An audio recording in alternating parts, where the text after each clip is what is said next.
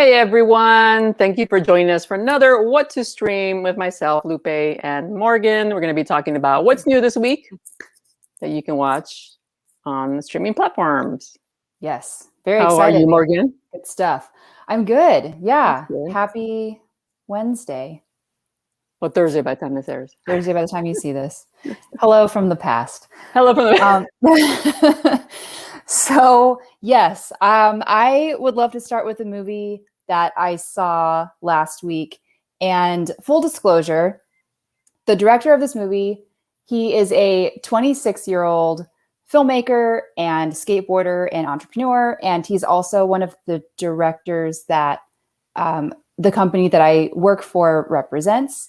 So this is maybe slightly biased, but it's completely legit.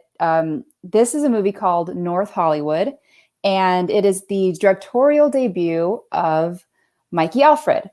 And as I mentioned, yeah, he's a skateboarder. He's the founder of this company called Illegal. And the story is very interesting. Basically, the story is about a high school kid named Michael, and he has a large passion for skateboarding. Like, he just wants to be a pro skater. He is getting close to graduating high school, and while a lot of his peers are going off to college and thinking about college plans, he kind of doesn't want anything to do with that. He wants to become a professional skateboarder. And a lot of his friends are also into the skate life and skate culture. And so they all are really into that idea too. Who isn't into that idea is his father, who's played by Vince Vaughn. And Vince Vaughn is so great in this role. He's kind of the smart alecky dad. It's just the father-son duo in the family home. And so their relationship is kind of at odds because, of course, this like high school kid just wants to do his own thing. But his dad is saying, no, you can't. Like, you need to go to college. Do you want to be a construction worker like me? Like, I want better for you. So Michael is kind of torn throughout the whole film. It's definitely a coming of age story. It's one that we've seen before. It's not really breaking any new boundaries or kind of being this, like, I don't know. The formula is pretty normalized, I guess. But what makes it really interesting and really fun is the cast. And the fact that Mikey Alfred, who wrote and directed this movie, is 26 years old. He has Pharrell as an executive producer on this film. So that already says a lot. He's being supported by some really, really big people here in this movie. The cast is incredible. Like I was saying, Miranda Cosgrove is in it. She plays the love interest who kind of gets in between Michael and his friends because Michael spends more time with his crush as opposed to his friend group. And people start to get a little bit upset with the loyalty or lack thereof in high school drama land. Who else is in this movie? We have a lot of the cast is actually made up of professional skateboarders. So that's kind of a fun thing if you are, I don't know, into Gen Z skateboarding. The lead character, Michael, is played by Ryder McLaughlin, and he's a pretty big deal in the skate community too. So this movie came out on Friday last week, and it's been getting some pretty big buzz. Like, a lot of people that are aware of this company, Illegal Civ, are very into this movie. A lot of, I think, high school kids would really relate to this movie, and especially anyone that is kind of pursuing a dream or wanting to have a future that they think is, you know, beyond high school. And it's really great. It's a really fun watch. It's lively. The cast isn't necessarily made up of actors aside from Miranda Cosgrove and Vince Vaughn. They're the kind of trained actors. The rest are just a bunch of skate kids. But it's a really fun movie if you're into that. And again, it's North Hollywood, and you can rent that on iTunes, Amazon, all the VOD rental places. Interesting. Yeah, Vince Vaughn, he's been doing a lot of indie projects lately. Yeah. I wonder what his next career move is. I know. Well, this role is really perfect for him just because he plays kind of that dad that you can just envision so perfectly. So it's a good role. It's not super meaty. Like, he's in a few scenes. It's not like his movie by any means, but yeah, he does a good job. Yeah, was the last film he was in? It was that horror flick. It was like a Friday, but with the horror level. What was that? Oh, Freaky. yes. Freaky. That's what I said. Freaky Yeah, Friday. Yeah, he right. was good in that one. Yeah, that was a fun movie too. I really liked Yeah. Freaky. I was like, I miss Vince Vaughn. Where is he? Yeah, making I'm small sure. indies. Yeah, he's probably doing small indies. Well, Mhm. speaking of indies, I'm also talking about a film. This one also a carbon copy, like you said. It seems like, everyone's just doing the same old genre. And Mhm. this one's called Plan B. It's directed by Natalie Morales, who's an actress who you might know. She's been in Parks and Recreation, I think the movie Happily. You've seen her everywhere. So she's taken to the director's chair to direct this movie called Plan B. It's a raunchy comedy on Amazon Prime. It premieres this weekend. And it's, basically your raunchy comedy follows the same type of formula. But this time we have two different types of characters, people of color. You have the East Asian American and a Latina. And their names are Sunny and Lupe. I'm so glad there's a character named Lupe. We only see them as the help. So I'm glad to see she's a hip young girl. And she's got color in her hair like maybe mine. So they go on a road trip after Sunny, she's of East Asian descent. So, she has a very strict family, but she's kind of she's a book smart girl, but she kind of wants to go wild and experience her first sexual encounter. And she does. And the condom breaks, and being the responsible teen that she is, her and her BFF go on a road trip. They go to the local pharmacy at first to get the Plan B pill, which is if you don't know what it is, it's called the morning after pill. So that you don't get pregnant in case of a condom break or whatever the situation might be. So they go to a pharmacy, and the man, who's also of East Asian descent, and there's a funny bit in the movie that she says is called the Indian mob. And basically everyone who's Indian will tattletale on her. And it's hilarious because I know it happens in the Latino neighborhood as well. So he refuses to give her the pill, one, because she's underage, and second, because there's a morality clause, I guess, that any person in the service industry can deny somebody something if they don't agree with it based on their religious principles. So because she doesn't want her mom to know, who's out of town at the moment, she and her friend Lupe go on a road trip to try to go to Planned Parenthood, but it's like an 8-hour drive. So they set off on a road trip and they encounter the usual shtick. They encountered weird people, funny situations, but what's different about this movie is that both of these characters, and what I can relate to as a Latina, is they talk about what shame they would bring their family if she ever got pregnant or if they ever got caught doing something. And so you can really relate. Like in this picture, you see Jacob Vargas. He's the dad, and he's very religious. And he tells her what, as a lady, you can and can't do. But, she's kind of a rebel, so she doesn't pay attention. But she still has that nagging feeling in her head that she's a disappointment to her family. And same thing with Sunny, who's she's being raised by a single mom, East Asian. And of course, she has all these pressures on her to be the best student, to be the best daughter, to be the best Indian daughter. So all these pressures on both of them to be what their parents want them to be. And so I think that's really different from what we've seen in these other similar type of movies where you have a pair of characters going on some kind of road trip. I had to get, a drink, somebody get them a drink because they're not 21, or have sex. This one has a little deeper meaning to it. So I liked it. I mean, it's like I said, it's a carbon copy of all the raunchy comedies that we've seen in her. But what's different is the fact that we can relate people who are, immigrants, children of immigrants. It's a lot different when you grew up in America. You don't have the same set of like cultural pressures.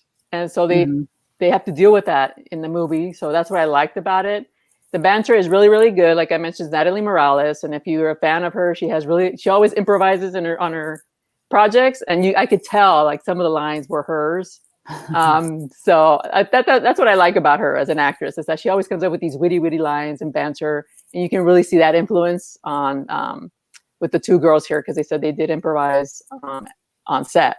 Oh, nice. So, I mean, it's worth watching if you want to see a little how it's done differently when you have people of color.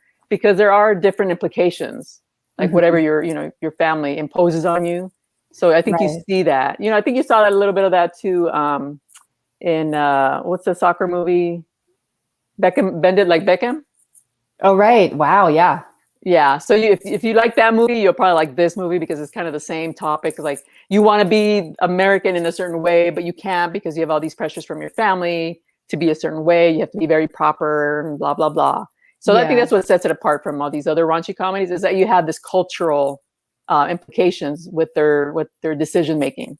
And there's some surprises in the movie, of course, that you find out. I don't want to say it until it's not to reveal certain things. But yeah, it's all about the pressures of, being the good daughters. So I kind of like that about that. It's cool coming from her too, because I'm sure, because she's, a minority and a female filmmaker. And so I wonder if she took anything from her own kind of just experience or, surroundings or whatever and put it into this movie. Because I haven't seen it, but the movie Unpregnant, I think it's on HBO Max. I think it's a similar kind of story where someone's pregnant and they go on a road trip, but I'm not super familiar with who directed that one, but that would be an interesting comparison to see if, there's any similarity there. But. And also they make, there's obviously political views in here because they do go to Planned Parenthood and there's something with that. And then like the pharmacist who refuses to sell her a morning after pill because of his principles, like his religious principles, he doesn't want to go against it. And by law, they can, in some states, this takes place in middle America. I think it's in Michigan. So it makes sense, in that setting, because here in Southern California, you're not going to come upon that issue. Because I actually went to get one of those pills once, and it's relatively easy on my end because I'll mention Kaiser, because they have something like that in place, and you feel like as a patient, you feel comfortable. I'm already way older, but they made you feel very comfortable, and so I can imagine like when somebody doesn't want to give you something that you need. Yeah. You go into desperate mode. It's a fun movie. They don't go into desperate mode, but she is desperate to not be pregnant, Right. She wants to take all kinds of precautions. So, and it says a lot about all these situations going on now where people, Planned Parenthood, they're trying to close down Planned Parenthood. Yeah. Very timely of a movie. Yeah. So they have some commentary about that. Yes. So it was enjoyable. Interesting. I say check it out. It's on Amazon Prime. If you're a subscriber and you want to have a good time. And there's one scene, it'll have you not watching because you're like so gross. But it's funny. It's one of those. Good to know. I'll be on guard for that. Be on guard for that. Cool. Well, the next movie I have is also slightly political, but in a good way. It is the documentary Street Gang, How We Got to Sesame Street. And this movie is very sweet. It's a documentary directed by Marilyn Agrillo. And it's based off a book, a best-selling book.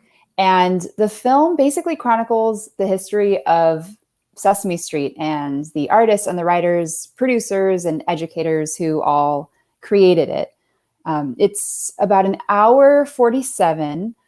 And it's so fascinating because I grew up watching Sesame Street. I think a lot of people did reruns and whenever it was on. And I never really understood the history of it.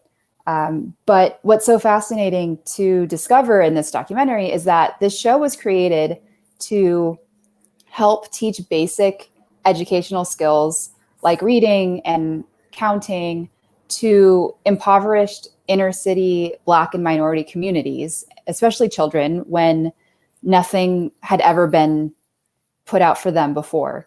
So that was kind of the goal, was to create a show to educate.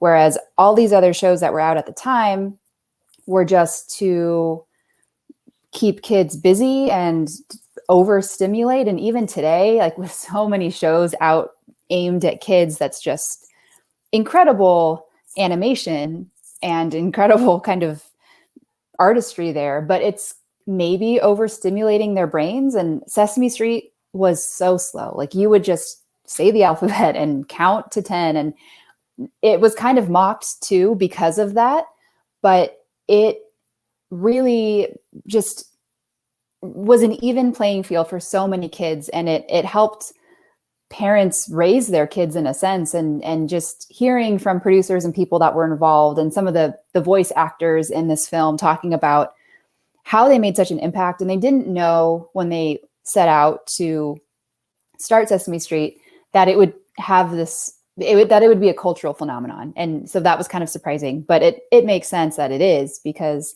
the intentions behind it were so pure and the characters were so pure, and the things that they tackled, like racism, death, like that, they just brought it to a kid's level. And honestly, I think everyone would benefit from watching this documentary, because at the end of the day, like, yes, this was a children's show, but empathy and sympathy is something that, like, we should all be reminded of, that every person is deserving of. And they do such a good job.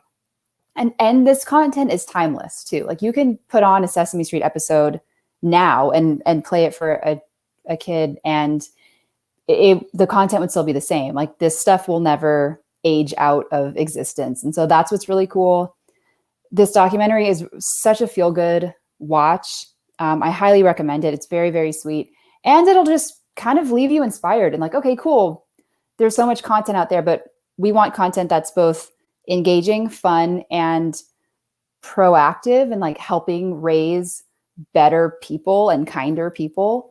So I highly recommend, Street Gang. This one is also available to rent for now. I'm hoping it goes to just streaming platforms where it's, accessible by all. But if you are interested in renting it, it's available to rent on Apple TV Plus and iTunes and kind of all those VOD sites. And it is also certified fresh on Rotten Tomatoes, if that nudges you to want to watch it a little more. I didn't know that about Sesame. I mean, I always saw that they had diversity in their characters, but I never knew it was started specifically. I mean, it makes sense now, because when you look back at television, when I was growing up in the 70s, there wasn't that much representation. Yeah. Well, and there was, in some cities, when they introduced a Black character, the cities just took Sesame Street off the air, saying it wasn't appropriate.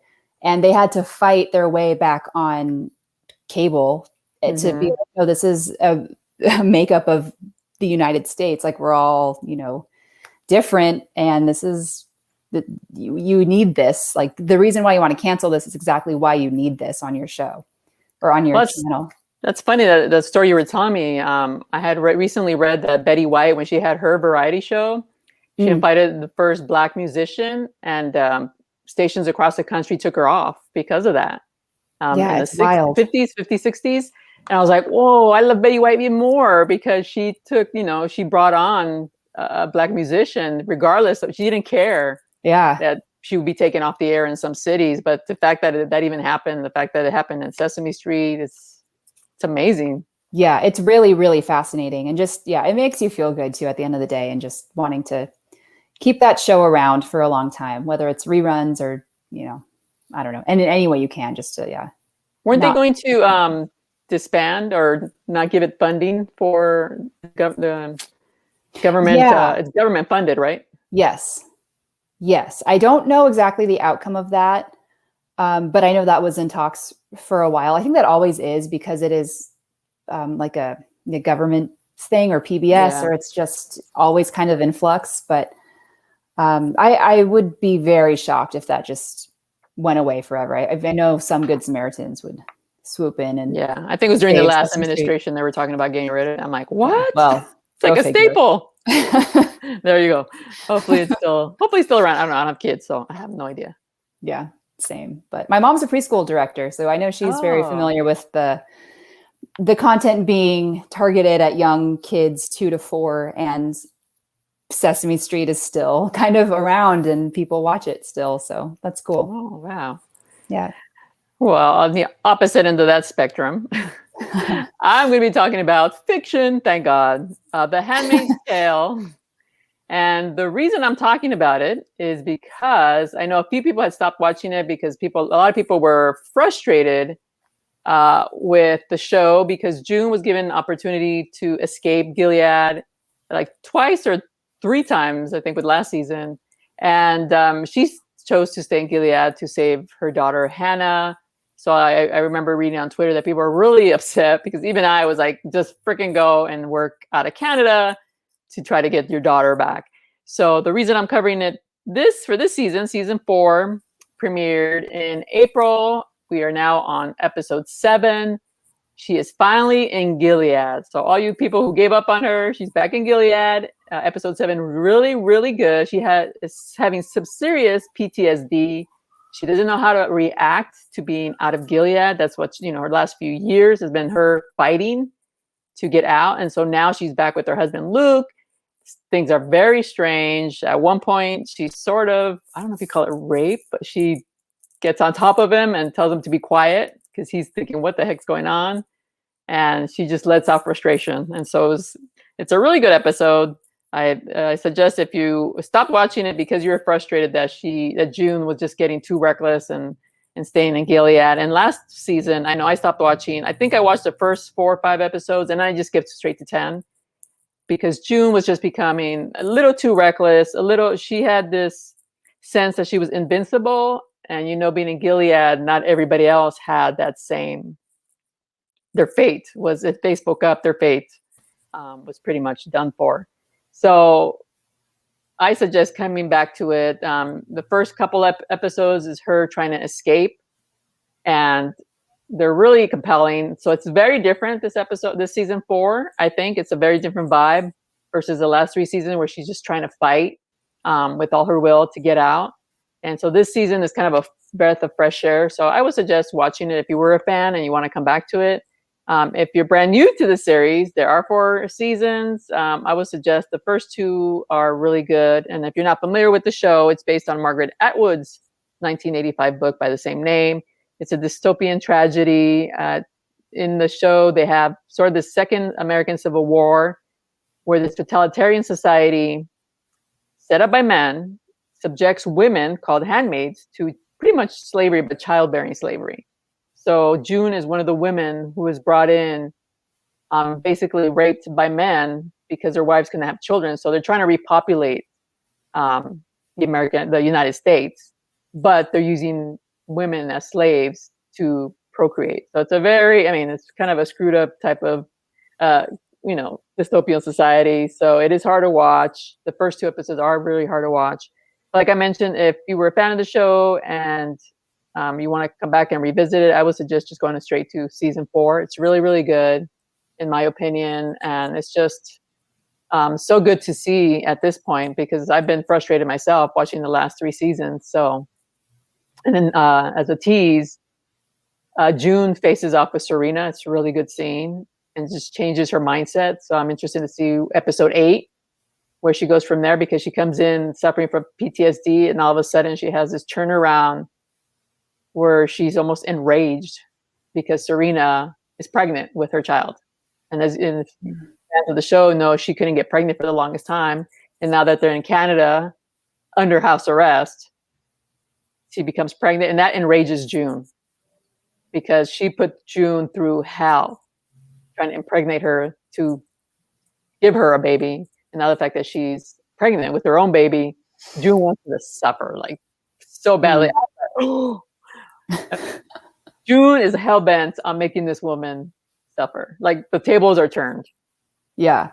I watched the first season of this, and Elizabeth Moss is just so incredible. Yeah. Right. I have to finish the rest at some point, but wow. Yeah. She's just amazing. Yeah, I would say skip to season 4 because the other 2 to 4 is pretty much the same struggles. Well, 2 is still pretty good. Season 2 was real good. 3 was on the ridiculous side because, like I said, she took so many reckless chances that you thought they would have killed her by now. Like there is no reason to have this woman around who's leading the charge. Right. Yeah. Against this totalitarian system. So it just didn't make sense. It was a little frustrating.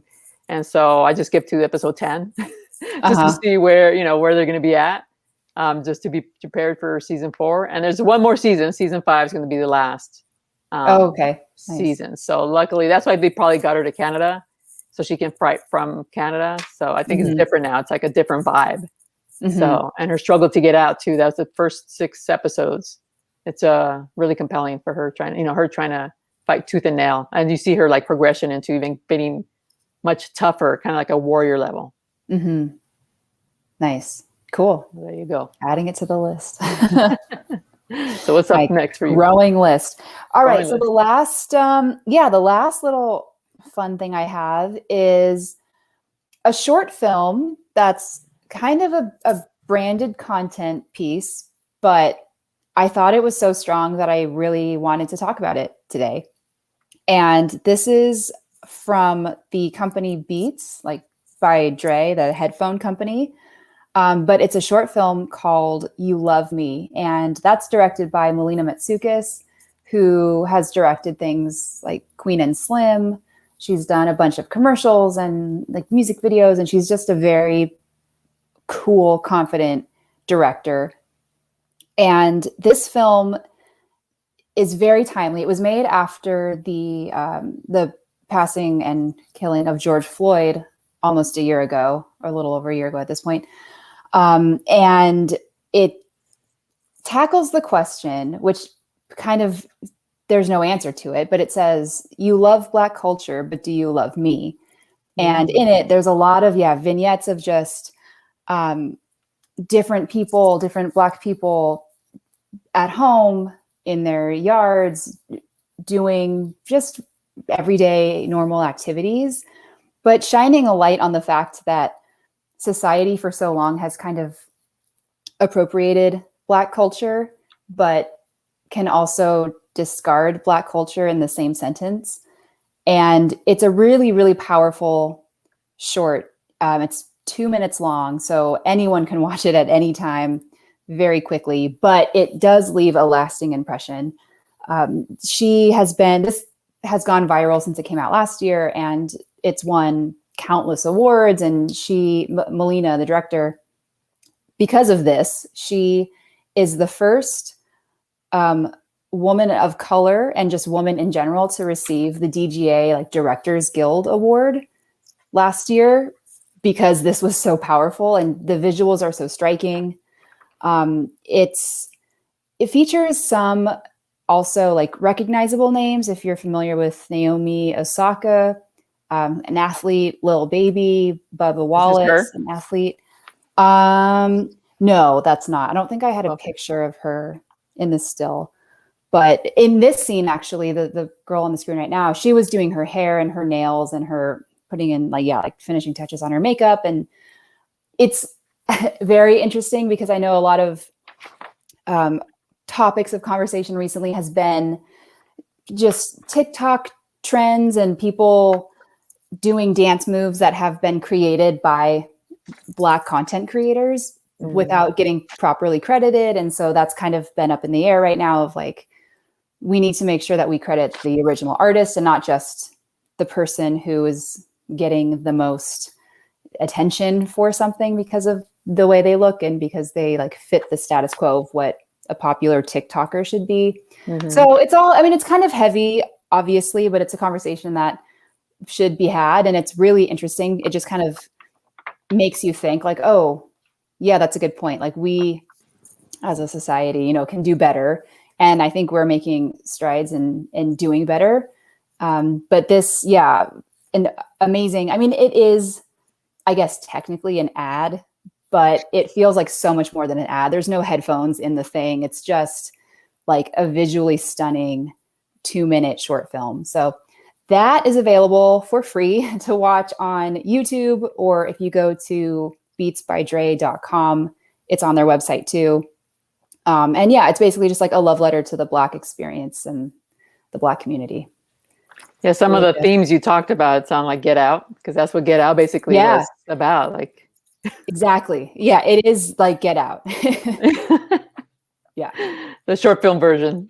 The short film, commercially sort of, version. Oh, wow. That was deep. Yeah, I know.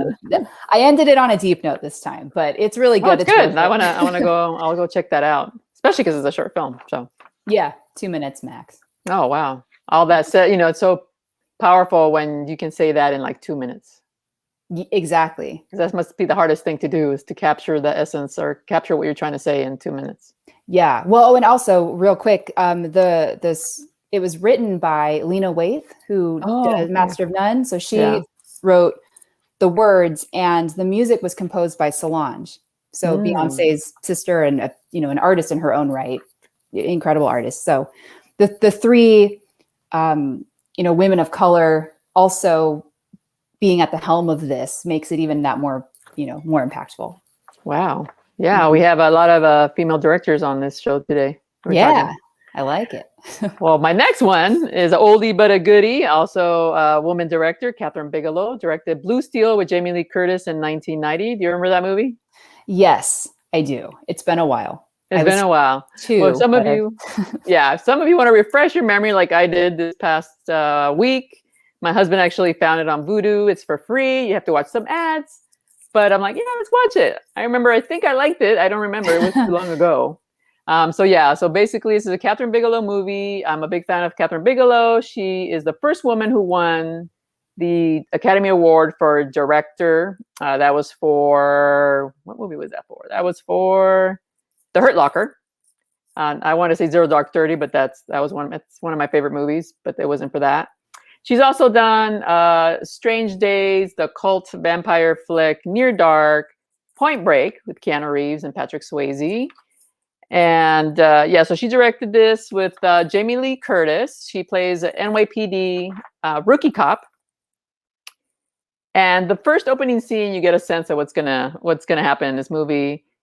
She sort of fails at a test before she graduates, but then the next thing she's graduating. So we get idea that she's probably not ready to become a cop. And then after the graduation scene, she goes on her first patrol. And the first night, she tries to stop a robbery at a supermarket.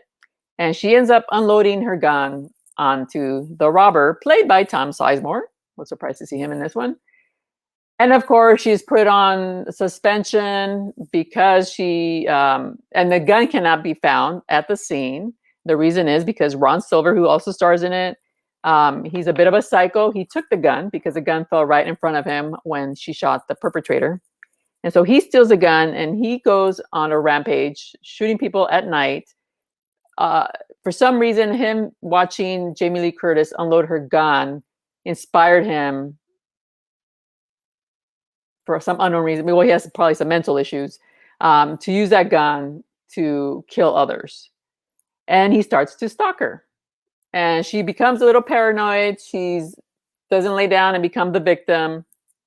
She wants to track this guy who she finds out is the killer, who's the serial killer going out at night and killing complete strangers. And her best friend, is played by Elizabeth Pena. She passed away, unfortunately. If you remember her, she starred in a lot of movies. I think one of her last major movies was Rush Hour. She played the bomb expert to what's his name? Chris. I want to say Chris Rock. Tucker. You know which one. Chris Tucker. There you go. So she stars in it as well.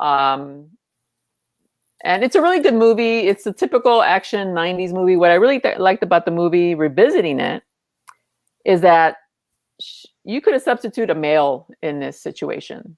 Because, like I said, she doesn't lay down and become the victim. She goes out there trying to prove her innocence, because when Ron Silver's character is out there killing, he marked her name on the bullets.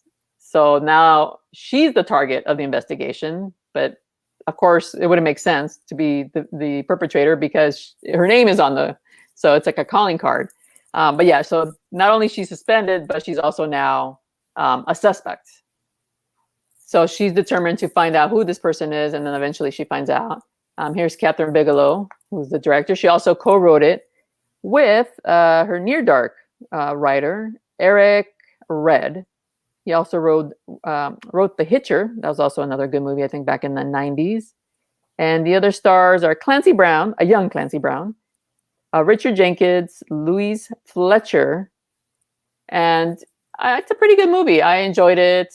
I enjoyed watching it. I remember why I liked it in the first place, because she kind of took on the role of a man. It's a cat and mouse game. She's chasing this guy, and he's dangerous. He's a psycho, but she's not willing to just, let things happen.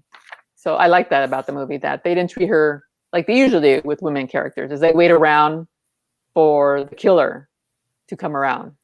and get her first. So she's very active, although she's reckless, obviously, in the movie. But that's what you have a lot of characters like Dirty Harry, right? Mhm. He doesn't follow protocol. She doesn't follow protocol. So it was kind of refreshing to see this in the modern age, looking back, because look, in the 90s, you rarely saw anything like that, Yeah. where she's treated equally like a man and not a woman. I mean, there's some sex scenes, she has with her partner. You're like, okay, they really had to go there. It's very typical. If it's a woman, Right. she ends up in bed with, and I mean, then there's a rape scene that's a little uncomfortable to watch towards the end. But if you're interested in seeing the movie or revisiting it, it's on Vudu for free. It has some ads, but it's bearable because it's a good movie. I actually watched the first half, and then yesterday went back and finished the last half because I had to go to bed and it was late. So I'm like, damn, it's so good. I want to see the end of it. I don't remember how it ended. So the next day or yesterday, I went back and watched the last half of it, and I was like, "Oh, nice. That's pretty good." I mean, there's some questionable things, but it's your typical '90s action flick. It's not the greatest film, but the fact that it was a woman kind of taking the role of the man and being treated equally, that I liked about it. How are the commercials? Like 20 minutes? No, or no, okay, no, like a minute. I think you get like a minute. Are they how are they spaced? Like, are there that part is annoying. Okay. They seem to be spaced. I don't know if like the first half, it takes a while to get to them, but then eventually, like towards the middle, they appear a little more frequently. Okay. So really, it cuts up at like the most important time. Of course. Because you want to like, what's gonna happen? And really, a commercial. So, but like I said, it's free, and but you can always rent it. It's on DVD, Blu-ray. True. So if you don't want the interruptions, you can always buy it. And I think it's worth it just to see. I mean, I completely forgot Jamie Lee Curtis played this character. Yeah, I haven't seen her in a role in a while. Mm-hmm. And she doesn't play like Dirty Harry where she's, confident. She's not confident because she's a rookie. All she knows is she's not going to let this man screw up her career because she worked so hard to become a policewoman. And everyone's telling her, you're done. The first guy you see, you shoot dead. You unload your gun on this guy. And it's funny to see that because now it seems like now cops unload their guns on I don't want to say suspects, like the suspects. Yeah. And it's not looked down upon anymore. Like they're not written up, they're not suspended. So seeing this in the 90s where this cop does that and she's reprimanded and she's taken off duty. Right. It's such a different time now. Whereas before, that was, you were penalized for that kind of stuff. Right. But today it seems like, the police unions say like, oh, it's all right if, they had a gun, it's okay if they unload it on the poor. Because I'm always saying like, why did they have to shoot like 20 times to kill somebody or to take down somebody, Yeah. Yeah. More excuses now, I think, that you can throw at why something happened and backpedal a bit. But right. So interesting. That was interesting to see. So they're my picks for the week. Cool. Well, I like them. They're all, very strong female-led films. I like it. Yeah, I like it. It's funny how we pick stuff, huh? I know. Just so happens. Must be in the universe. Oh, and speaking of honorable mention, I was going to make an honorable mention. Cruella comes to theaters this weekend as well, but also on Disney Plus Premium Access. I don't know if you watched the film. It's a gorgeous film from every level. Have you watched it? No, not yet. Yeah, I mean, the costumes are amazing. I mean, it's over the top, but that's why we go to movies, for the spectacle, right? Yeah. So I think they did a pretty good job. And it's really, it's on the dark side. It's not like a Disney PG type of movie. Mm-hmm. But I think families will enjoy it. I think kids will enjoy at least, the outlandishness of it because you do have funny moments. Yeah. So it's a good film. I really liked it. I wish I had seen it on the big screen, but. Yeah. Does Emma Stone, is she lost in the character or is it very obviously like, oh, that's Emma Stone playing Cruella? Or does she blend?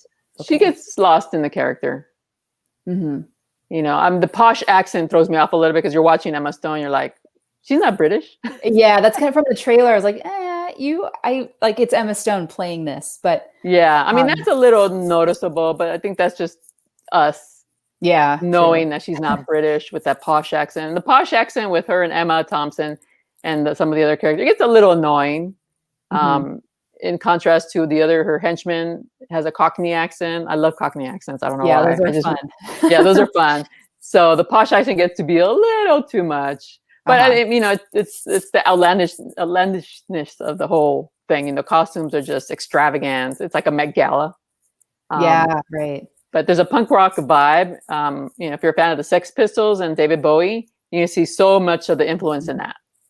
Cool. Yeah, like because her name is Estella, who becomes Cruella. She's an anarchist. Like you can see her building up to that type of person. So I think it was really cool to see like all that.